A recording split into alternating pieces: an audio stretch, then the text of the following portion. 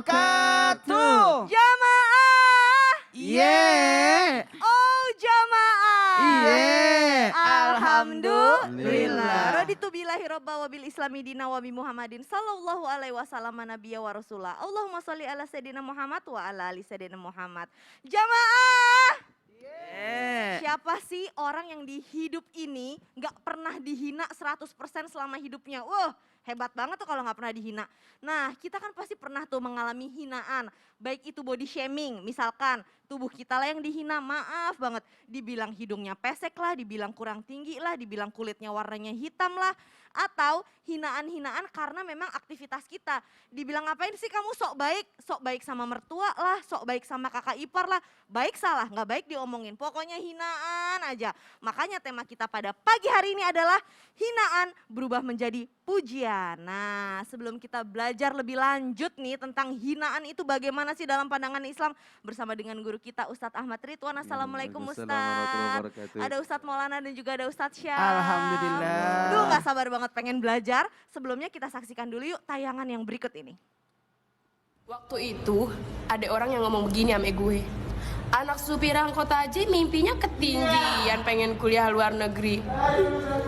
Alah bu, paling banter juga dia di sono jadi pembantu. Cuma emaknya malu makanya bilang program kuliah begitu. Sabarin aja.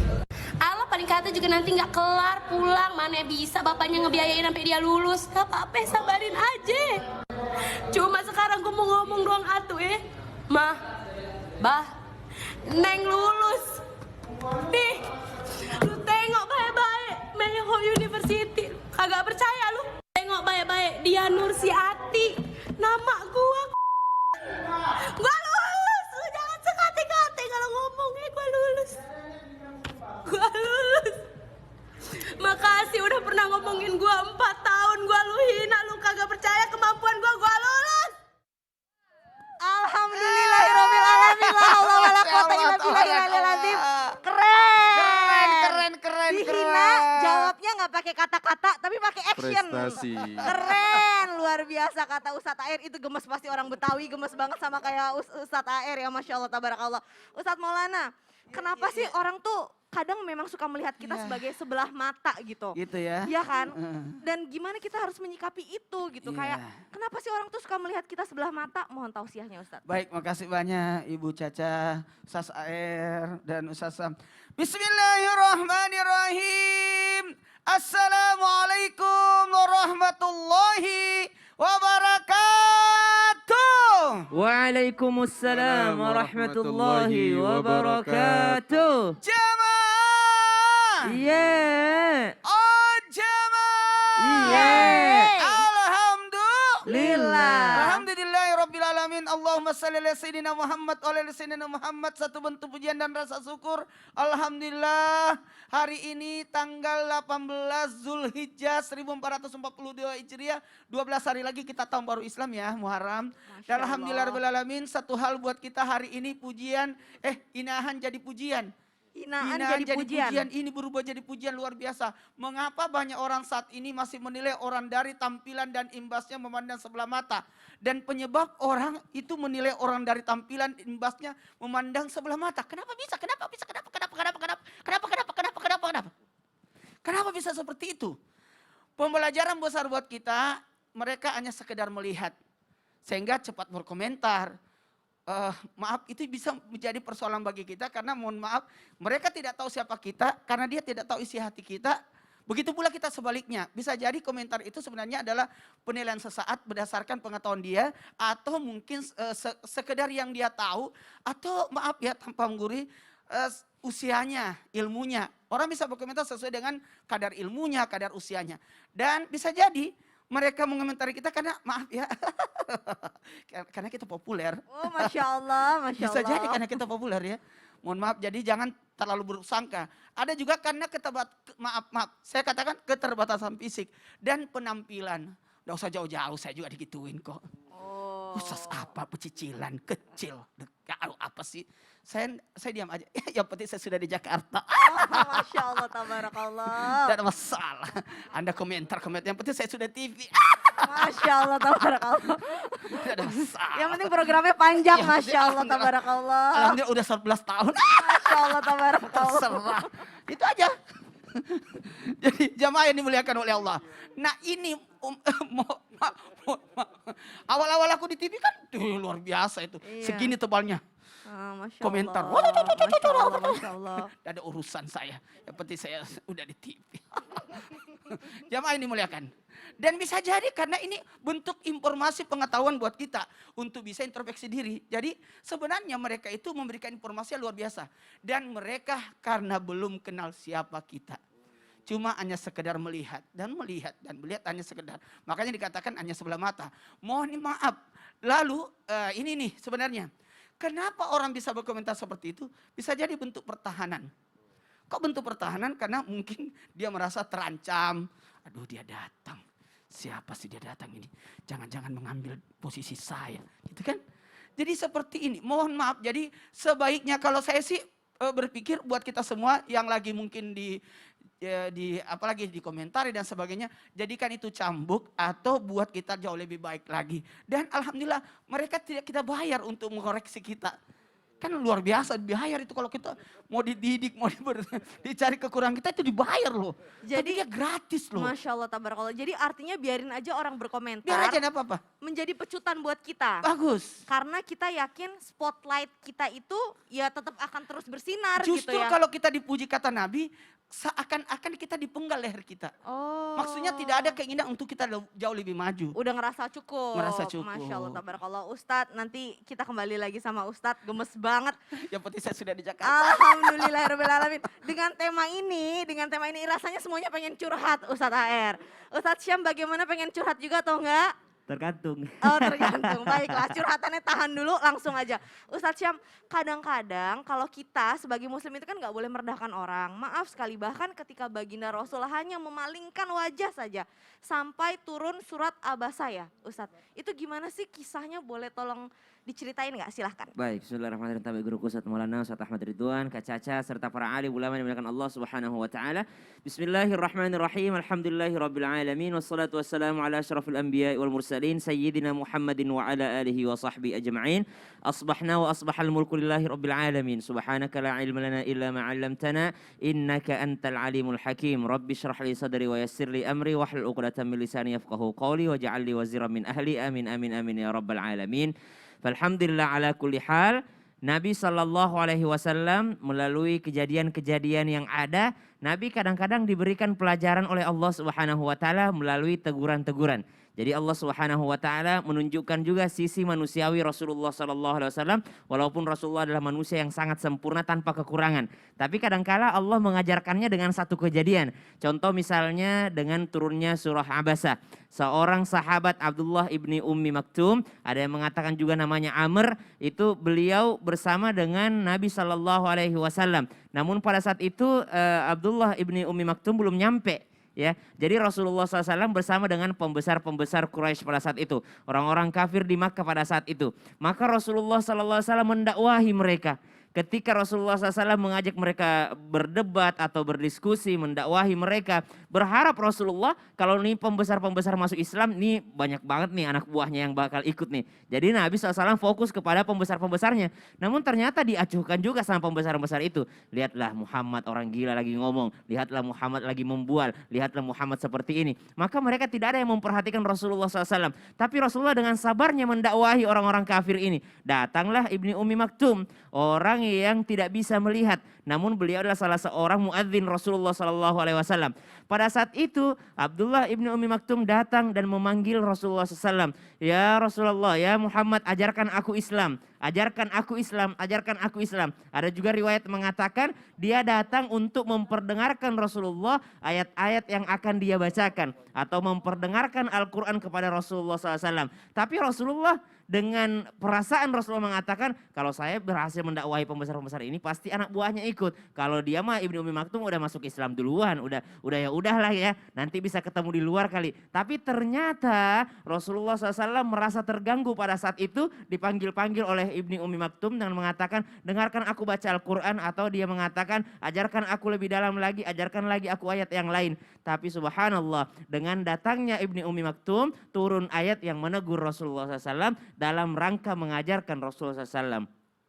عبس وتولى أن جاءه الأعمى وما يدريك لعله يزكى أو يذكر فتنفعه الذكرى أما من استغنى فأنت له تصدى وما عليك ألا يزكى وأما من جاءك يسعى وهو يخشى. Maka subhanallah ditegur Rasulullah SAW, kenapa engkau memalingkan wajahmu atau berwajah masam di hadapannya. Ternyata apa pelajaran yang kita ambil? Satu, lebih baik mementingkan kepentingan orang muslim yang beriman, yang bersungguh-sungguh dibandingkan debat dengan orang-orang yang tidak mau mendengarkan kita.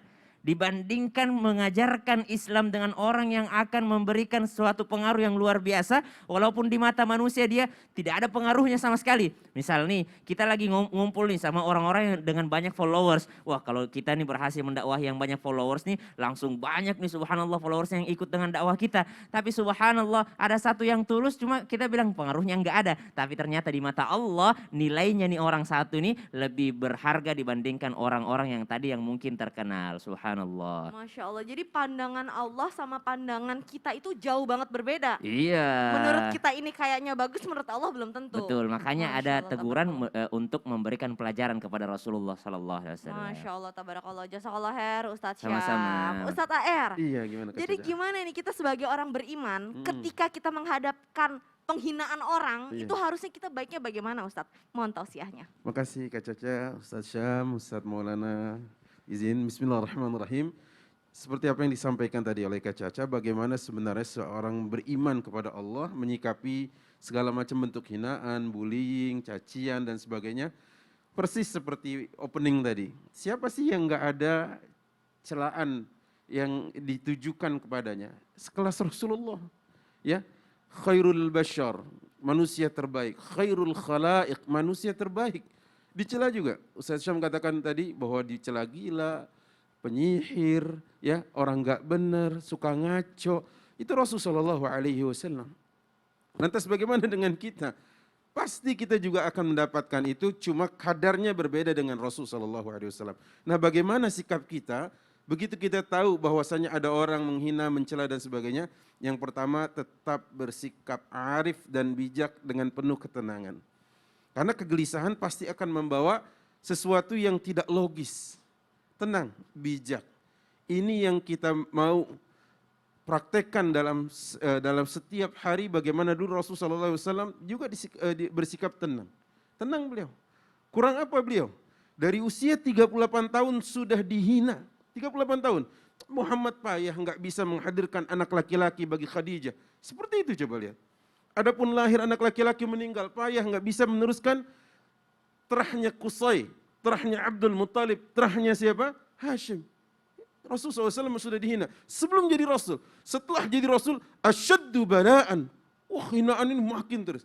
Tenang, tetap arif dan bijaksana. Yang kedua, bagaimana sebagai seorang muslim harus bersikap? Lihat, paling tidak ada 4 surat di 4 ayat ini Allah Subhanahu wa taala katakan, baik itu Thaha 130, di surat Qaf 39 sampai 40, Al-Hijr juga 97 sampai 100. Kemudian di surah Rum ayat 60 Allah katakan tentang bagaimana celaan yang didapati Rasulullah SAW hampir sama semuanya. Fasbir ala ma yaqulun wasabbih bihamdi rabbik. Isinya begitu semua di 4 surat ini. Walaupun yang berbeda tadi di surah Rum ayat 60 kata Allah, wala yadhiqu sadruka bima yaqulun fasabbih. Jangan hatimu menjadi kecil, dadamu menjadi sempit dengan apa yang mereka komentari. Kenapa? Bertasbihlah. Ada 2 pesan di sini. Yang pertama adalah sabar itu bagi keimanan seperti kepala ini dengan badan nih. Enggak bisa orang hidup tanpa kepala. Banyak kita lihat Seorang bayi lahir itu tanpa tangan, tanpa kaki. Bahkan di Medan tanpa tulang banyak ya Kak Caca. Iya, karena tulangnya merantau di Jakarta. Gitu kan. Kirain Tuh, apa? sampai Kirain tadi serius, apa? serius. Orang Iya, lagi gitu, serius. Tapi kalau tanpa kepala itu nggak mungkin ada. Nggak mungkin ada. Artinya apa? Kepala ini sangat vital. Begitu juga kesabaran bagi keimanan. Yang kedua pesannya di ayat itu adalah fasabbih. Engkau penuh dengan kekurangan. Sadari itu. Yang maha agung, yang maha tinggi, yang maha terpuji, yang maha suci Allah Rabbmu. Fasabbih bihamdi rabbik. Itu dia pesannya dari 4 surat dan 4 ayat berbeda ini. Makanya Rasulullah SAW disampaikan oleh Allah, wala yadhiqu sadruk, jangan dadamu menjadi sempit, hatimu menjadi kecil dengan apa yang mereka komentari terhadap perilakumu. Dan yang terakhir adalah apa yang dikatakan oleh para ulama. Tentunya orang-orang yang membuli sejatinya mereka sedang merendahkan dirinya. Makanya tatkala Hasan Al-Basri mendengar bahwa namanya sedang dibuli, namanya sedang dicemooh, beliau cuma mengatakan marhaban bi'al a'malis salih allazi la at'abu fi. Selamat datang amal-amal salih yang aku tidak perlu lelah mendapatkannya. Kan enak bener transfer gitu kan. Jadi kalau ada orang komen, dibalas komen, nanti saling transfer namanya. Ya kan? Ya udah biar dia komen, ya kita tunggu transferannya. Kurang lebih begitu. Bagaimana kiat sebagai seorang mukmin menghadapi celaan, bullying, cercaan, makian, dan kita tetap tegar laksana karang yang menghujam, kemudian terlihat dari kejauhan. Barakallahu fiikum. Masya Allah, tabarakallah. Ustadz, artinya kesabaran itu adalah harus menjadi bagian dari kehidupan kita sebagai orang muslim. Sangat. Kedua, banyak-banyak bertasbih. Bertasbih. Karena Allah yang maha suci, kita yang maha salah, Betul. maha kotor, maha suka hilaf. Betul Masya banget, Allah, Kak Caca. tabarakallah. Jazakallah khair Oh iya, pengetahuannya oh iya. pada pagi hari ini. Aduh, Ustadz Syam, jangan ketawa-ketawa aja Ustadz Syam. Enggak, tapi tadi Ustaz Air lucu banget. Kenapa? Kita lagi serius ngomongin tulang. Subhanallah. Tulang AR apa kita panggil nih, Masya Allah. Ustadz Siap. Syam pernah dihina nggak? Kalau dihina sih, merasa dihina enggak sih Oh, kayaknya. tapi dikecilkan orang pernah nggak? Kalau dikomentarin ya. Pernah, iya. Alhamdulillah Allah muliakan Ustadz Syam. Sekarang Amin. siapa yang nggak tahu Ustadz Syam satu Amin, Indonesia, amin, Masya Allah. amin. Ustadz Maulana juga kan tadi udah bilang udah pernah kan maaf Ustadz direndahkan orang gitu. Sangat sering. Tapi Allah muliakan Ustadz, Masya Allah. Allah muliakan juga Ustadz AR. Nah bener gak sih kalau orang yang dihina itu sebenarnya Allah akan menaikkan derajat orang-orang yang dihina sama orang lain. Bener gak Ustadz Syam? Siap-siap aja nanti akan ada hadiah ya. Hah? Jadi setelah yang satu ini ada hadiah, maksudnya hadiah dari Allah yang akan kita jelaskan setelah yang satu ini. Setelah yang satu ini, baik kalau Kira gitu. dia dari Sasa. Iya, bukan ini hadiah dari Allah, Masya Hadiah Allah, dari jauh Allah, lebih Masya baik Allah. dan jauh lebih bagus. Jadi buat jamaah Islam itu indah, coba disiapkan catatannya, diambil dulu bolpen sama kertasnya. Habis ini insya Allah kita lanjutkan pembelajaran kita. Jadi jangan kemana-mana, tetap di Islam itu indah. Jamaah! Yeah. Oh jamaah! Iya. Alhamdulillah. Lillah.